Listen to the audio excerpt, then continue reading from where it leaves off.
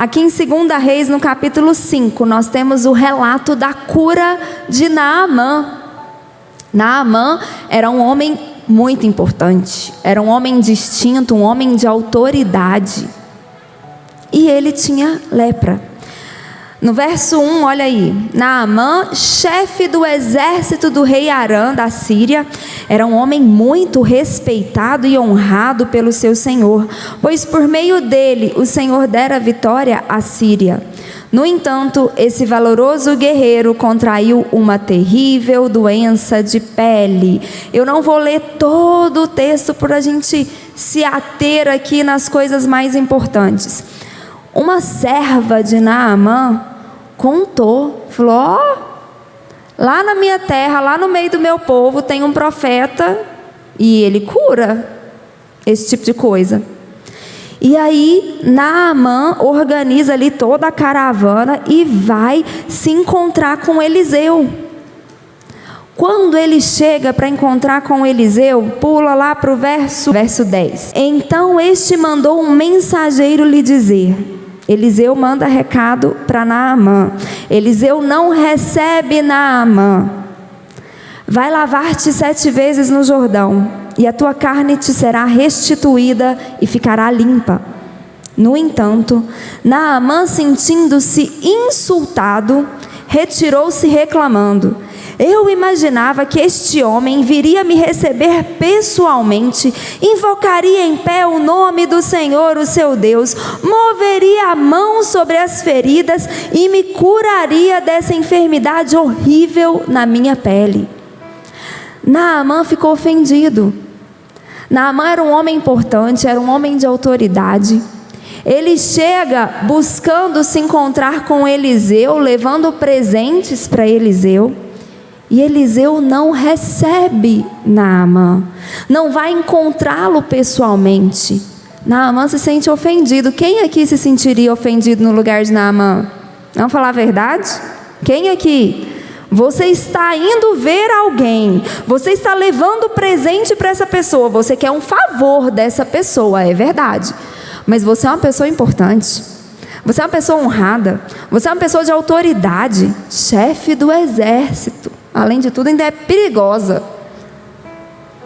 Eliseu não quis recebê-lo pessoalmente. Manda recado: você quer ser curado?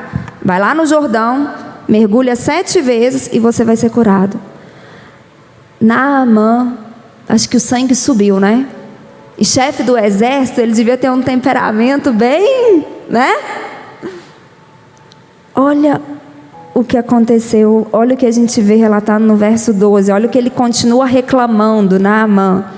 Porventura os rios de Abana e Farfar de Damasco não são melhores do que todas as águas de Israel? Não poderia eu lavar-me neles e ficar curado?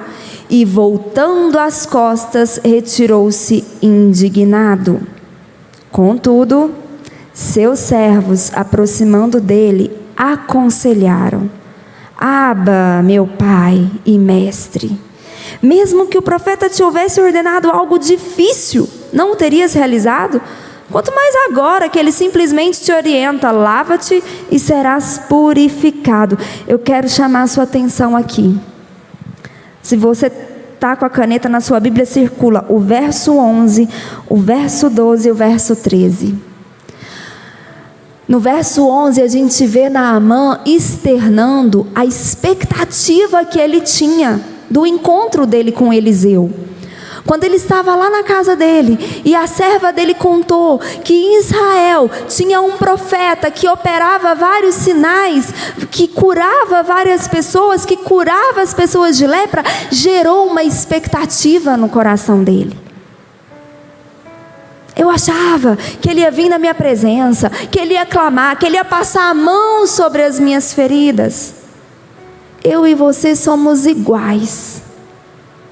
Nós geramos expectativas em relação a como Deus vai solucionar os nossos problemas, em relação a como o milagre vai acontecer na nossa vida.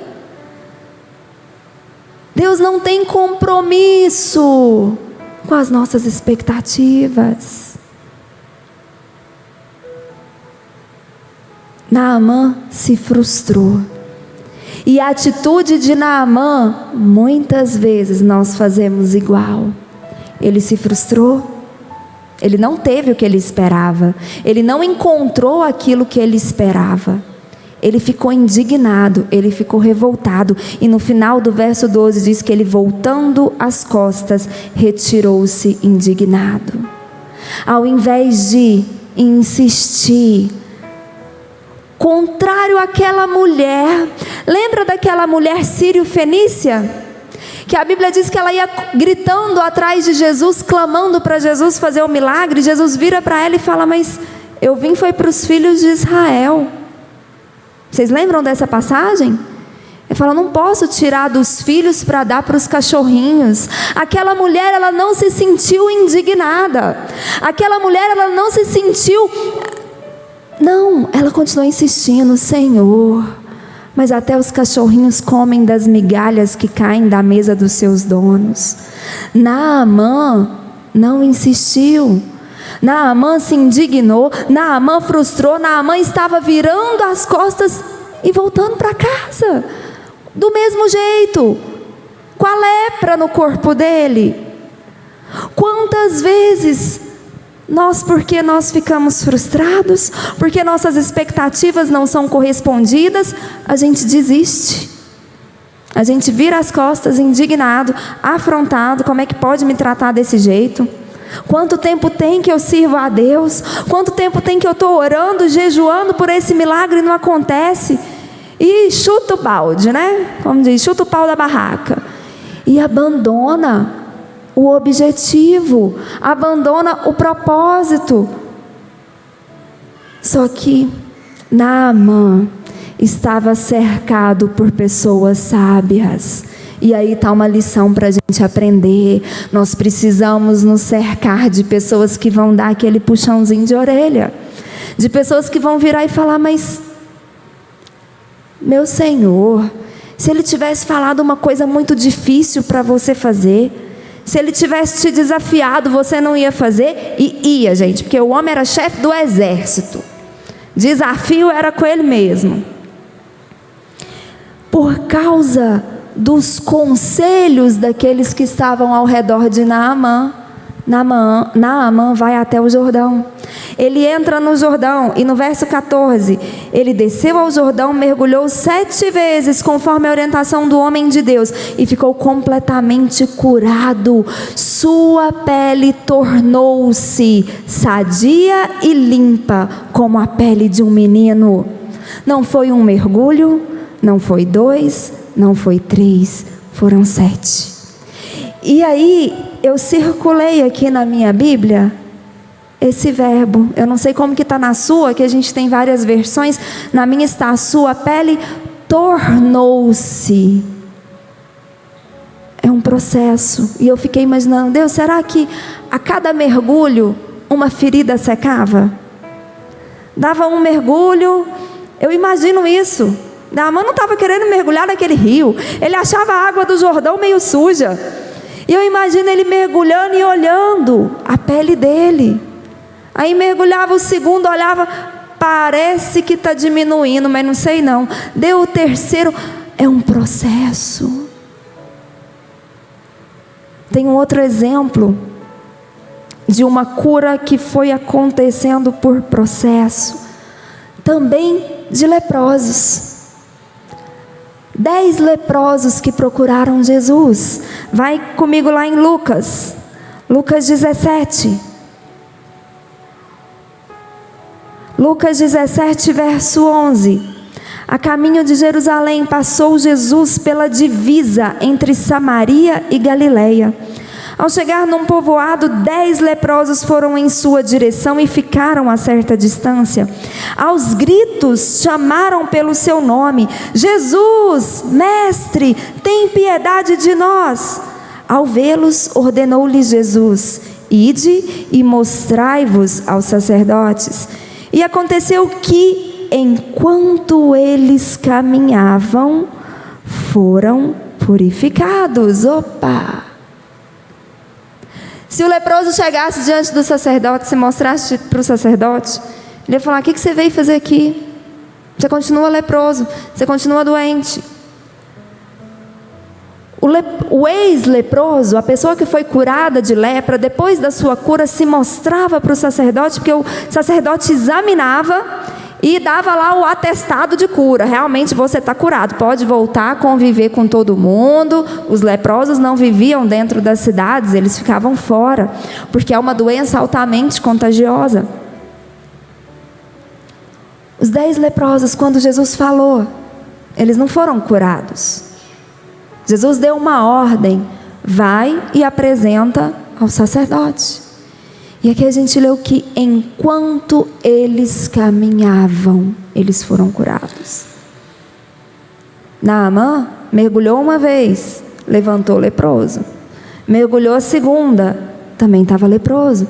Levantou e foi até que a pele dele foi se tornou-se limpa. É um processo. Bispo, mas a gente tem exemplos na Bíblia que não foi assim. Temos um exemplo de um leproso que Jesus tocou, Jesus quebrou o protocolo, tocou no leproso e o leproso foi curado. Mas a gente tem exemplos aqui que o milagre, que a cura não foi imediata. E por que eu quero estudar isso com vocês hoje? Porque a cura que é imediata, a gente já solta fogos, a gente já pula de alegria, a gente já comemora. Mas a cura que é um processo, ela também precisa ser comemorada. Deus não me curou hoje, mas Ele vai me curar amanhã. E aí eu dou outro mergulho. Aí eu levanto, ainda eu estou doente, mas Deus não fez hoje, mas Deus vai fazer, porque Ele falou. Se Ele falou, Ele vai fazer.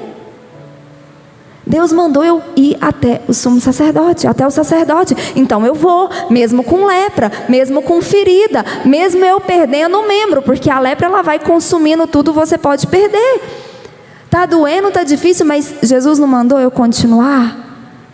Eu não ando pelo que os meus olhos veem, eu ando pela fé. Então eu vou continuar caminhando. Vai com dor, assim mesmo, eu vou e está todo mundo zombando de mim, eu vou continuar, porque Deus me deu uma palavra de cura. Deus me deu uma palavra que tudo que a igreja ligar na terra vai ser ligado nos céus. Deus deu essa autoridade. Eu estou debaixo da autoridade que Jesus constituiu a igreja. O milagre ainda não aconteceu, mas ele vai acontecer. Então eu vou continuar caminhando, eu vou continuar perseguindo o alvo. Não para. Já pensou se Noé tivesse desistido de construir a arca? Porque todo mundo zombava dele. Nós lemos isso em Gênesis. Noé está ficando doido, que vai chover, não chove. Deus falou, continua. É um processo. A falta de milagre não pode te paralisar. A falta de milagre não pode te impedir de mergulhar mais uma vez no Jordão. A falta do milagre não pode te impedir de dar o próximo passo, porque se Deus falou, Ele é fiel, Ele vai cumprir. Continua, continua. Um outro exemplo lindo, em Lucas 5, se você voltar aí um pouquinho, Lucas capítulo 5.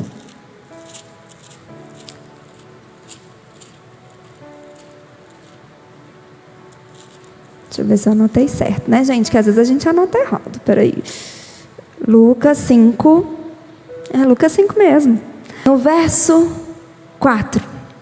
Assim que acabou de ministrar, Jesus dirigiu-se a Simão e aos demais e lhes pediu: ide para as águas são mais profundas e lançai as vossas redes para a pesca. Ao que replicou Simão: mestre, tendo trabalhado durante a noite toda, não pegamos nada. Não pegamos nada. Todavia, fala todavia, confiando em tua palavra, lançarei as redes. Eu quero que você tente imaginar o contexto que Simão estava. Ele tinha uma empresa de pesca. Ele tinha sócios nessa empresa. Ele já tinha trabalhado a noite toda. E a pesca tinha além de todo o trabalho psicológico que ele tinha que fazer para estar ali de madrugada trabalhando, tinha o esforço físico. Não pescou nada. Já estava aqui, já era de manhã. ele ainda estava por lá, porque ele estava limpando as redes. Ele precisava limpar as redes, porque aí na outra noite, na outra madrugada, ele ia ter que ir lá pescar de novo, porque ele tinha que, como se diz, tem que pagar as contas, não tem? Tinha que pôr comida dentro de casa. Então ele estava limpando as redes para poder ir para casa, encontrar com a sua esposa, dormir um pouco, descansar. Quem já varou a noite assim trabalhando? Eu já. Cansa ou não cansa? Tem um cansaço físico, tem um cansaço emocional, tem um cansaço psicológico. Era isso que ele estava passando. Só que quando a gente trabalha à noite, aqui eu e você, no final das contas a gente recebe, né, o salário. Simão trabalhou a noite toda e não conseguiu nada, não faturou nada. Talvez lá dentro ele devia ter pensado, por que eu não fiquei em casa, né? Pelo menos tinha dormido do lado da minha mulher. Ele estava frustrado, ele estava cansado, ele estava exausto, limpando as redes. Acho que ele estava assim, né? Terminei de limpar, devia ter dado uma olhada assim. Jesus estava finalizando a pregação. Ele falou, graças a Deus que aí eu prendo o barco aqui e vou para casa. De repente Jesus fala para ele, vai de novo, vai lá sujar a sua rede de novo, porque Simão não sabia que ele ia pescar aquele tanto de coisa. Ele não sabia que ele ia precisar de ajuda de outro barco, não. A gente lê aqui e às vezes né, a gente fica, mas ele não sabia. Então enquadra isso na sua vida, porque embora a gente creia e a gente tenha aquela certeza, porque fé é isso, é eu ter certeza que Deus vai fazer, eu não sei se vai ser agora. Pode ser que Deus esteja provando a minha fé. Pode ser que eu vou jogar as redes e eu vou puxar e vai vir só lata. Mas ele mandou ir. E Simão falou, Senhor, eu não pesquei nada não. E olha, que o Senhor é carpinteiro, eu sou pescador. Eu entendo do negócio. Todavia, eu vou fazer o que o Senhor está mandando. O meu conhecimento natural, na minha cabeça, eu já meio que perdi as esperanças. O mar hoje não está para peixe, mas porque o Senhor está falando, eu não vou desistir. Eu não vou virar as costas e voltar frustrado, indignado, exausto e revoltado para minha casa, não. Eu vou fazer só porque o Senhor está mandando. A ausência do milagre não pode te paralisar. A ausência do milagre não pode te fazer desistir. Se ainda não aconteceu, continua, porque Deus é fiel, vai acontecer. E aí a gente vê que quando ele lança a rede, ele pegou uma quantidade enorme de peixes, que as redes começaram a se romper. Quando Deus fala, tudo muda. Poderia não ter peixe nenhum lá. Quando Jesus falou para ele, entra no barco, lança a rede ao largo, lança a rede de novo. Os peixes ouviram a voz de Jesus. Os peixes ouviram a voz de autoridade. Aquele que é o nome sobre todo nome. Aquele que não tem ninguém acima dele. Eles ouviram e eles vieram para aquele lugar. Aqueles peixes não estavam ali. Um pescador experiente passou a noite toda ali. Não tinha peixe ali. Mas porque Jesus falou, porque Jesus liberou a palavra, os peixes imediatamente obedeceram à ordem de Jesus. Porque o vento, o mar, tudo que existe no mundo obedece à ordem de Jesus. Os demônios obedecem à ordem de Jesus. Sim. Lembra daquele endemoniado? Jesus mandou os demônios saírem, eles ainda pediram para entrar nos porcos, Jesus autorizou. Os demônios obedecem à voz de Jesus. Basta Jesus liberar a palavra. Se Jesus te deu uma ordem clara, obedeça. Obedeça. Não deixe a falta de milagre minar a sua fé. Não deixe a sua dor, a sua frustração, porque você tinha toda uma expectativa. Você achava que ia acontecer hoje. Você achava que ia ser uma coisa sobrenatural. Você já até imaginou na sua mente como que vai ser o milagre, como que vai ser o dia que vai acontecer. E aí não aconteceu. E isso nos frustra, e isso nos machuca. Sabe o que a gente faz com essa frustração? A gente coloca no altar do Senhor. A gente lança aos pés do Senhor. E com as nossas mãos a gente levanta e fala: a minha esperança está no Senhor. Se o Senhor falou, o Senhor vai cumprir. Eu vou continuar crendo. Quando eu obedeço a Deus, Ele faz por mim. Quando eu obedeço a Deus, a lepra desaparece. Quando eu obedeço a Deus, onde não tinha peixe, transborda de peixe. E volta lá no capítulo 17. Na história dos 10 leprosos, verso 14.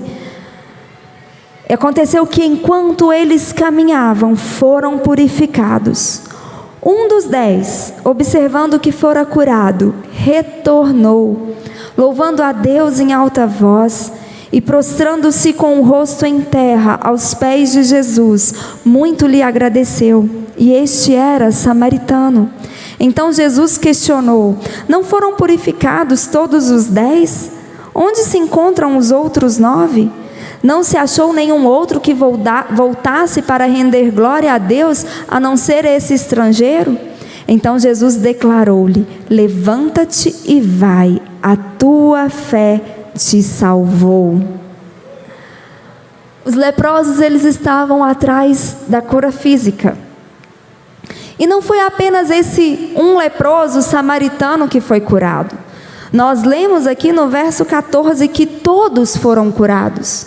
Todos os 10 foram curados da sua lepra, da sua doença física.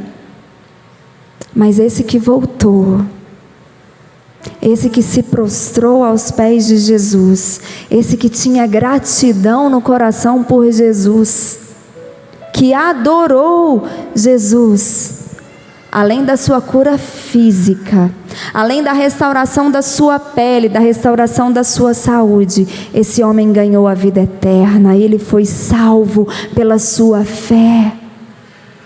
Deus tem para nós muito além daquilo que nós pedimos. E aqui a gente vê que no verso 18 Jesus questiona: cadê os outros 9?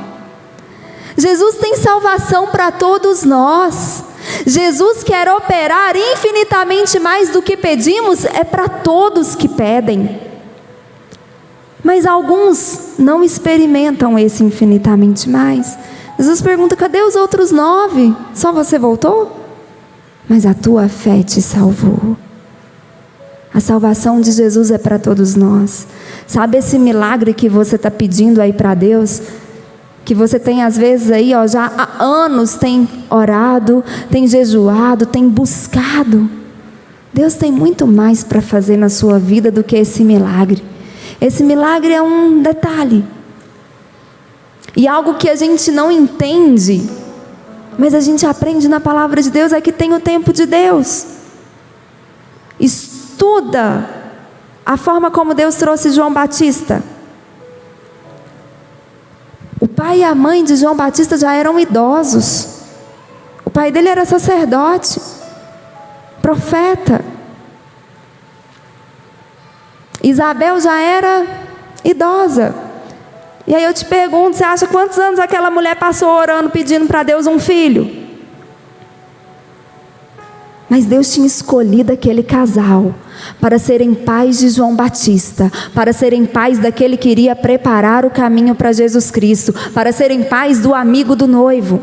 E tinha a hora certa de João Batista nascer. Então, se o seu milagre ainda não aconteceu, fica tranquilo, porque ainda não chegou o tempo de Deus, mas vai chegar. O que você tem que fazer? Continuar orando, continuar buscando, não vira as costas, não deixe esse tempo te desviar do seu objetivo, te desviar do seu foco. Ah, mas eu estou velho demais. Gente, tem limite para Deus?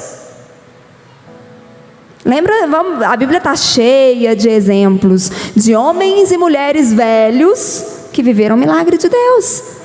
Deus não se limita com a nossa idade, Deus não se limita com a nossa situação financeira, com a nossa situação familiar. Deus não se limita a isso. Isso são coisas que a gente cria, porque a gente aprende a estar certo, a gente tem que buscar sempre crescer, buscar sempre melhorar. Mas aquilo que eu não tenho, não pode me impedir de continuar caminhando. A minha falta, aquilo que falta em mim, não pode me impedir de continuar perseguindo o propósito de Deus na minha vida, o projeto de Deus na minha vida. Não pare, continue crendo, continue crendo. Se você já foi frustrado, se você já teve expectativas aí frustradas, larga elas. Não se prende a elas não. Larga, elas não vão te ajudar em nada. Se cerque de pessoas como Naamã tinha, de pessoas que vão falar: o que custa? Continua, continua. Mergulha 7 vezes. Continua caminhando. Ah, está cansado, está frustrado, não tem como pagar as contas, mas Jesus mandou lançar a rede. Lança, você já está aqui mesmo, está cansado mesmo, mas o que custa? Vai lá, se esforça mais, entrega mais, porque o milagre vai acontecer. Você é filhinho querido do Pai. Põe a mão no seu coração. Fala: eu sou o filhinho querido do Pai. É o filhinho de papai. Deus jamais vai reter a bênção dele na sua vida. Se ainda não aconteceu, é porque não está na hora, mas está chegando. Está chegando. Continua caminhando. Mantenha os seus olhos fixos em Jesus, porque segundo Hebreus, Ele é o autor e consumador da nossa fé, amém?